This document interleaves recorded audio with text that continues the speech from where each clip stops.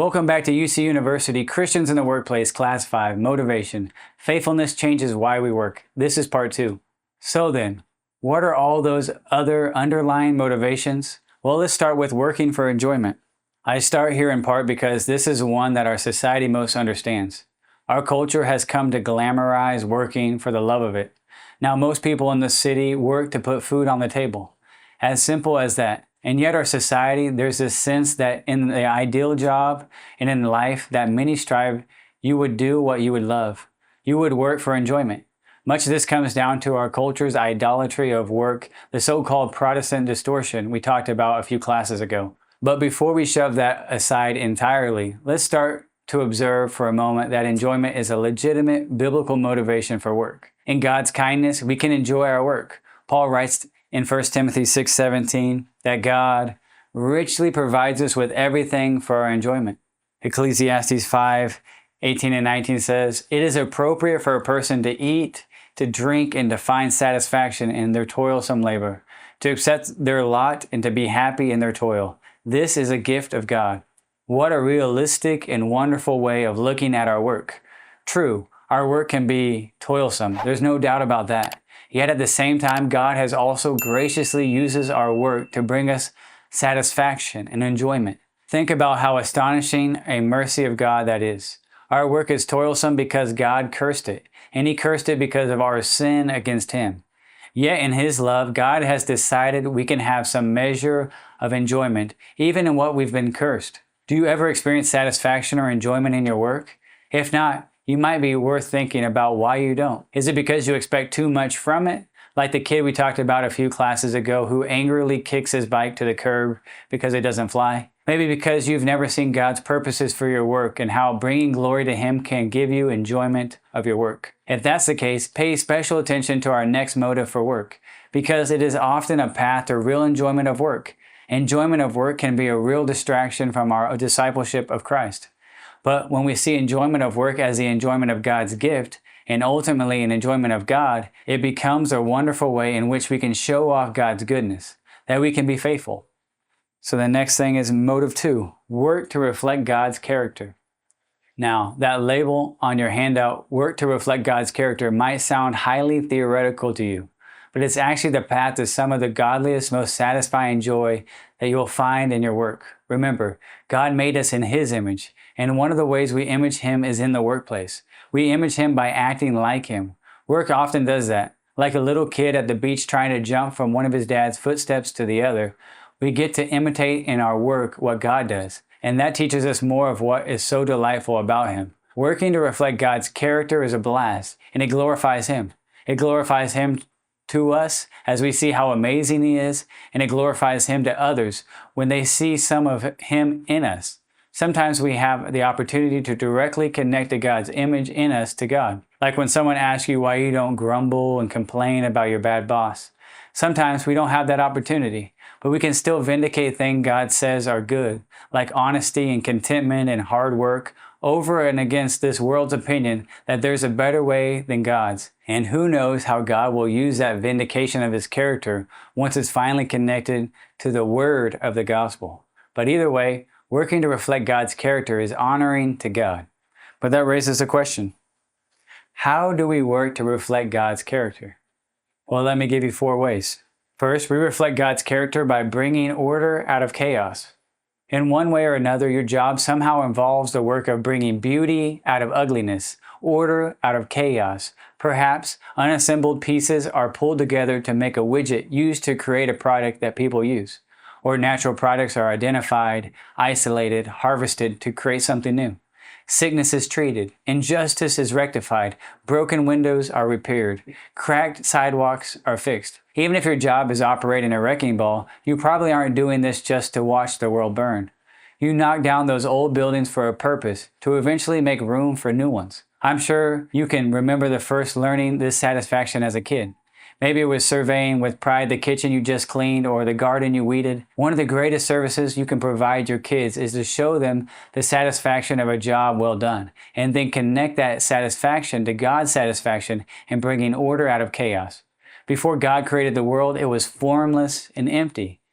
Then God brought order and beauty and said it was good, even very good. And so it's no accident that when he placed Adam in the garden, he told Adam to work, to continue creating order and beauty in the world.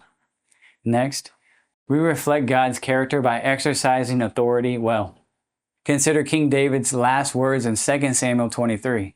After having lived the amazing life that he did, what were his final thoughts? We read in 2 Samuel 23, 2-4, "The Spirit of the Lord speaks by me. His word is on my tongue.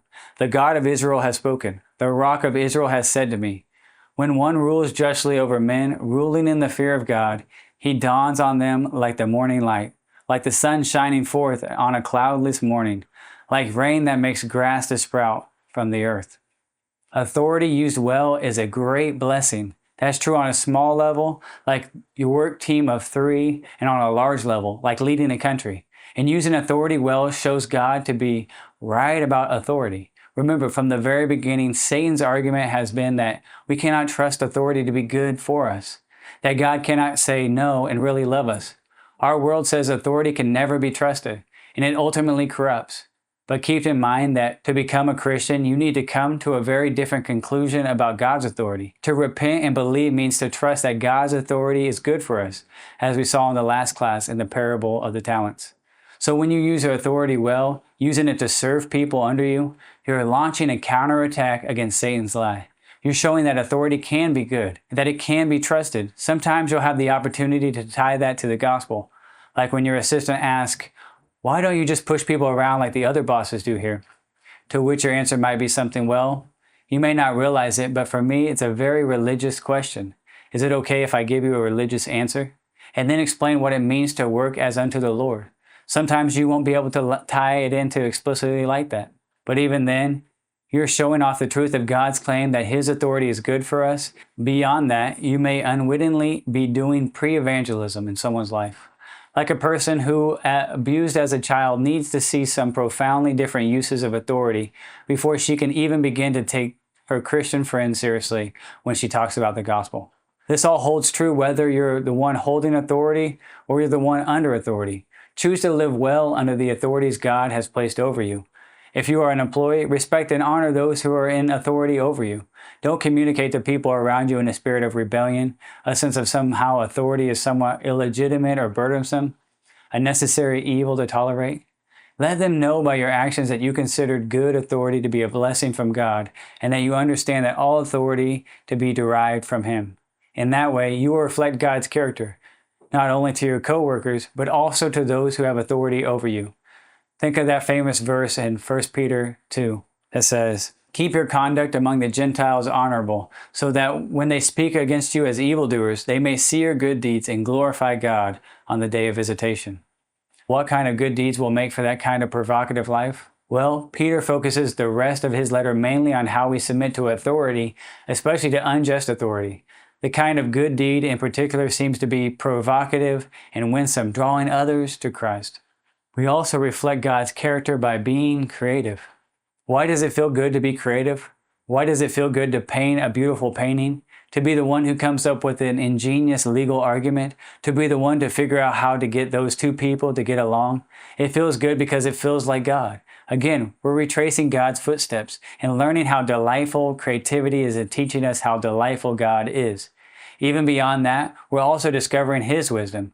You weren't the first to discover that legal argument after all, right? God knew about it since before time began. Think of a proud dad watching his kids figure out the treasure map he left them, pointing the way to their Christmas presents. That must be some of what God feels when we do something totally out of the box creative.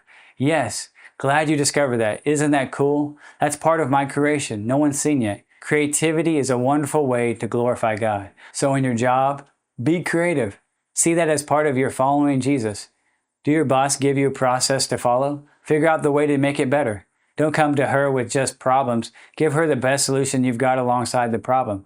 To work as unto the Lord means to be creative in whatever outlet your job provides. We also reflect God's character by providing. Just like God provides and loves doing it, we also can take satisfaction in using our work to provide for others. That should be through the money you get from your job. We'll talk about that in a bit. It should also be from what your job does for the world. God's chosen to order the world in such a way that our food isn't just miraculously zapped into our refrigerators each day. Clothes don't grow on trees, nor do houses assemble themselves. The trash we produce doesn't magically disappear each evening.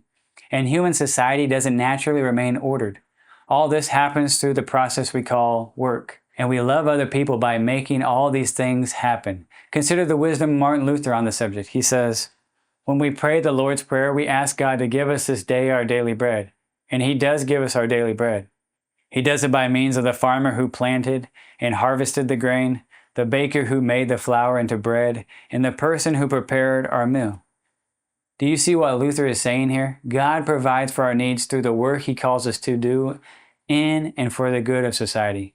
Provision can honor God by being one way that we obey Him, obeying the command to love our neighbor. And it can honor God as we take satisfaction in providing for others, tasting a bit of the delight He has in providing for us. Well, we're going to pause right here and pick up where we left off next time we're together. Thanks for joining us for UC University, Christians in the Workplace. Stay safe. See you later. See you soon.